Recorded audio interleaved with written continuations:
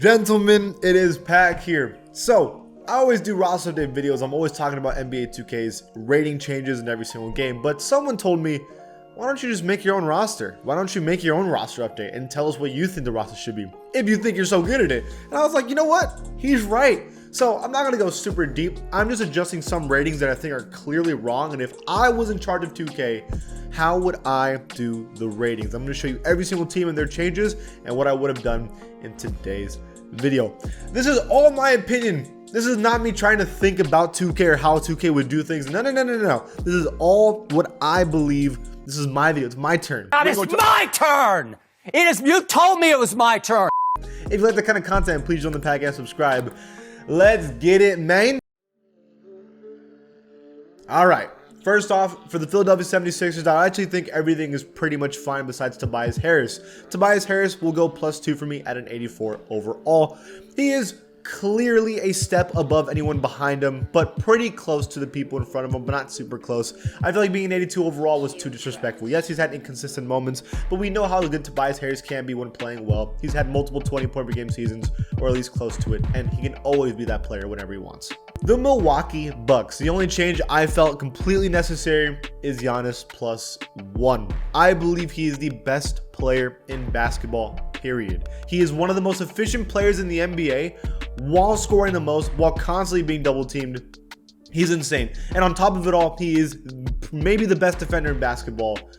He's the best player. No one checks all the boxes like Giannis does. I think there's other players that are near him, but no one is at his level, in my personal opinion, in the entire league. I believe Giannis is a step above everyone else. I believe if you really wanted to, you could give him MVP every single season.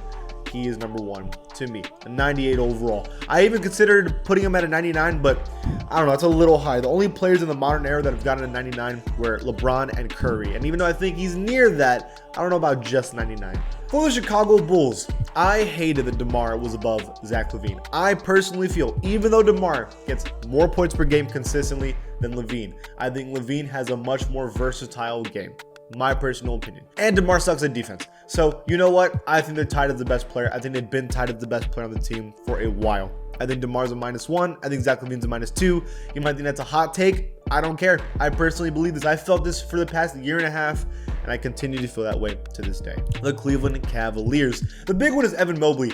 I think Evan Mobley was a +2 to an 86 overall. There's a reason why this team is one of the best defenses in the NBA, and that's because Evan Mobley is the anchor for this team. They are doing a very good job defensively. With Donovan Mitchell and Darius Garland on the court at the same time, makes no damn sense, but the Cavs have figured it out because Evan Mobley's been different. Maybe he's not putting up the numbers that Darius Garland and Donovan Mitchell put up, like offensive wise, but defensively, he's the best in the team. Speaking of that, on the Boston Celtics, I believe that Marcus Smart is the best player on the team at a +3. I think it's undeniable. He is the reigning defensive player of the year, okay? And he was an 81 overall last year. That's ridiculous. He's the third leading scorer on this team while being the best defender. What is there to say? He's the third best player. Robert Williams, everyone would be like, no, it's Robert Williams. Robert Williams doesn't even play because he's always injured. Just realistically. Malcolm Brogdon's good, but he isn't as consistently good at defense as Marcus Smart, and offensively Marcus Smart can keep up. To me, it is straight up obvious he has been the third best player. When you look back in history, when we look back at that NBA Finals team, and we look back at this team who was the #1 team in the NBA, we're going to remember that Marcus Smart was the third best player on these teams. Also, I put Jaylen Brown at a +2, making him a 92 overall. I think this is obvious. I think he keeps up with Jason Tatum, and Jason Tatum's a 95 overall. What is there more to say? He keeps up with him, right? And there's a world where we put Jaylen Brown at like a 94 to a 93 overall. I know it's a ridiculous rating, but he keeps up with Jason Tatum consistently. What is there more to say? He proves it with his game. For the Clippers, Norman Powell is obviously the third best player on this team, scoring wise. He is an 81 overall, a +3 for him. It's obvious. He is obviously here. I'm not saying he's close to Kawhi or Paul at all, but he's above John Wall and he's above Marcus Morris. He's absolutely right here, smack dab on this team. It is a non-debate. I have no change for the Grizzlies. I have no change for the Hawks. I did think about downgrading Trae Young, but I think that's an overreaction. I think they're right here. But the Miami Heat, a lot of changes for them. I dropped Jimmy Butler -2.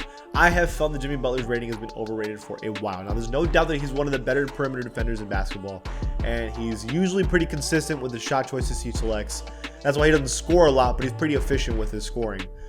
However, the 93 overall is superstar level kind of stuff. And I just don't feel that Jimmy Butler anymore is superstar level. I think he's a great NBA player that makes every team he plays on very good.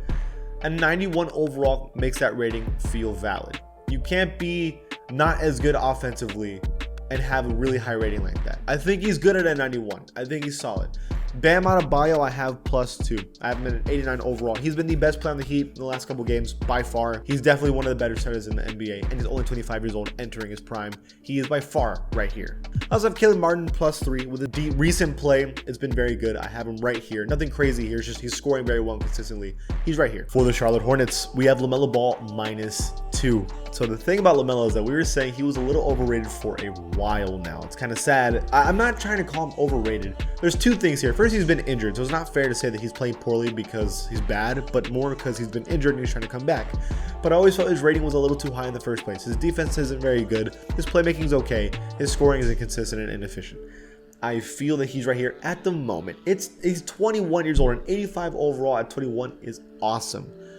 But I don't think he's an 87. I think Terry Rozier's +1. He's consistently a good scorer when needed to be. And Kelly Oubre is the second best player on this team at an 81, +2 for him as well. He's been amazing. He's been scoring like 25 a game. He has to be here. So the Utah Jazz, we have Jordan Clarkson +2. He is the second best player on this team, non-debate by the way. He is the second leading scorer by far.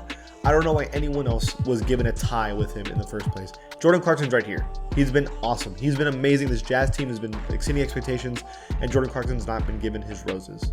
For the Sacramento Kings, Malik Monk, kind of a similar situation with Jordan Clarkson. His role is basically the same, get buckets. This team has De'Aaron Fox and Sabonis as the two clear best players on the team, but Malik Monk is out here doing his best to kind of make his mark. And there were a lot of question marks around him when he was in Charlotte and the Lakers of could he be like a real scorer, and he's proving that with the Kings, and the Kings have been winning games. That beam is up, baby. Kevin -1. I think he was a little of an exaggeration of a rating. He shouldn't be in the 80 overall club, and I think Malik Monk and Harrison Barnes are just better than him flat out. For the New York Knicks, I have Julius Randle +2, making him still the second best player, but behind Jalen Brunson by only 1 overall. And I have RJ Barrett -2. He has been very, very bad these last couple games. Very inefficient. He's actually been one of the worst NBA players statistically this year. But Julius Randle hasn't, and I think he's been a little disrespected in terms of just rating. Oh God, the Lakers. I made so many changes for the Lakers. Y'all are gonna have to bear with me here. There's a lot. So I downgraded LeBron James to -1. And the only reason I did that is because I bumped up Anthony Davis +2. LeBron James has clearly lost a step. I think this is the first year I've ever straight up said, LeBron, slow down. Father time is starting to finally hit. There's moments where LeBron James doesn't even want to play seriously or defense because he's either tired or just not taking the game as serious anymore. I don't know what it is. Listen, I'm not a professional, but there's clear lapses in LeBron's game this year. And I think he's still great. He's still one of the best players in basketball, but the best, not anymore. Anthony Davis is tied with him right now as the best player on the Lakers. And I could argue that Anthony Davis should be above LeBron James as the best player on the Lakers. Anthony Davis has been, in my opinion, MVP these last 10 games. He's been the MVP of the NBA. He's absurd points, absurd rebounds, absurd defense. It's insane. One of the most efficient players in the NBA at the same time. It's terrifying. He needs to be here. Russell Westbrook +3. So I think the thing is people look at Russell Westbrook's efficiency and they get scared. That's not why I have him here. Russell Westbrook may be inefficient, but his role as sixth man has been very good because of his playmaking. Although he's not doing great efficiency-wise, everyone else is because Russell Westbrook is feeding them open shots. He's averaging in per 36 minutes, 12 assists on 3 turnovers. That is the best his assist-to-turnover ratio he's ever had and the most assists he's ever had in his career. It's super impressive. He's completely changed his game to be a playmaker, and it's working so well. I'm very impressed with Russell Westbrook lately. I have Lonnie Walker +3. He has been their third most consistent scorer on the team behind AD and LeBron. He is averaging 18 points for the season on very good efficiency. They need someone like him to succeed, and he's doing that. I have no magic changes at all. I might downgrade Bol Bol -1, but besides that, not really. Okay, for the Mavericks, Luka +1 to a 97 overall. I believe that Luka Doncic is in the conversation for best player in the NBA behind Giannis, and I think that he's MVP candidate for sure. Maybe number 1 on MVP calendar. He is amazing. Statistically, he's amazing. It's just that the rest of the team isn't very good, but it's not Luka's fault. Tim Hardaway Jr. +3. He is clearly the 4th best player on this team, scoring a lot lately. They need him to score if they want to win games. So I don't even argue Spencer Dinwiddie needs to go down, but Tim Hardaway Jr. for sure +3. For the Nets, Ben Simmons +3. 3. He is by far better than everyone else behind him. He's a great defender. He rebounds, he playmakes, he's efficient. Does he score a lot? No, but that's not what they need from him. And the Nets are actually winning now because of Ben Simmons doing his role. And Yuta Watanabe +2. He's found a home in Brooklyn. He's actually being very, very useful and scoring a lot. For the Denver Nuggets, Jokic +1. Oh, I'm sorry. Are you upset that I think the back-to-back MVP should be in the conversation for #1 player in the league? Of course he is. Everyone came back. Jamal Murray, Michael Porter, Aaron Gordon's playing well, Bones Highland's playing well, and yet Jokic is averaging 26 and like 9 and 8. Bro, how does he do it on good efficiency? I don't know how he does it. He's amazing. He's a 97 overall, easily. If he wasn't a Travis Cone on defense, he'd be a 99 overall. Jamal Murray +3. He is by far leagues and bounds the second best player on this team, and it isn't even close. He has to be right here, +3 for him. I have a no Pacers change. I know a lot of you wanted me to upgrade Halliburton to maybe like an 89, and maybe he could be, but the efficiency has been a little low scoring wise. For the Pelicans, Zion +2. He is a 90 overall club member, and it's not even a debate for me. He is in the 90 overall club. You do not put up the efficiency he puts up while being a winning team and not be in the 90 overall club. I don't know why anyone would be upset at this. He is clearly a generational talent. It was expected to be one. He's coming into league and proving it. Why are we shocked? He's a 90 overall. CJ McCollum -2. I don't know what's happened to him. He's absolutely lost a step from last year. I don't know what happened, but he's slowed down. And even though the team is doing very, very well, he has struggled for sure. I also have Trey Murphy +2. He's been a pretty consistent scorer on the team, and he might even pass CJ McCollum as the third best player pretty soon. For the Detroit Pistons, I've downgraded Sadiq Bey -2. He has been an absolute disappointment so far this year, absolutely terrible. And then Killian Hayes, I have +6. He's been amazing lately. He's been one of the better playmakers in the NBA lately. Hopefully he can really start shining on this Pistons team because they're really going to need someone, and he's showing that he could be him. Oh god, the Raptors. So I have OG Anunoby +2. He is the second best player on this team, non-debate this year. One of the best defenders in basketball while scoring very well. Scotty Barnes, I have -2. He's been atrocious this year. I mean, what a terrible sophomore season so far for him. And Fred VanVleet -3. He's been extremely inconsistent and inefficient.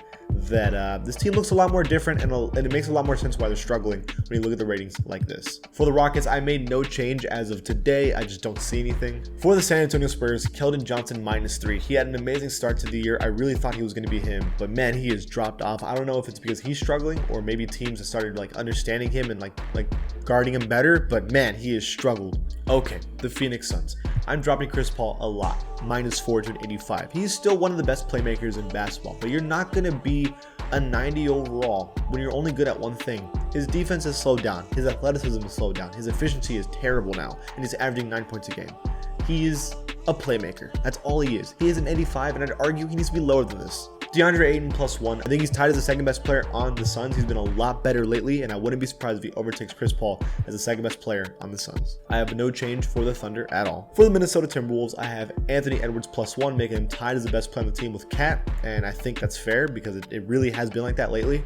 And then D'Lo +1. He's looking better even though the rest of the team is struggling, but it's still no crazy changes for this team because they've been a disappointment. For the Portland Trail Blazers, Anthony Simons +2. Absolutely, he's like getting better every month somehow. It doesn't make any sense how he's been this good scoring wise with Dame on the court at the same time. It doesn't make any sense.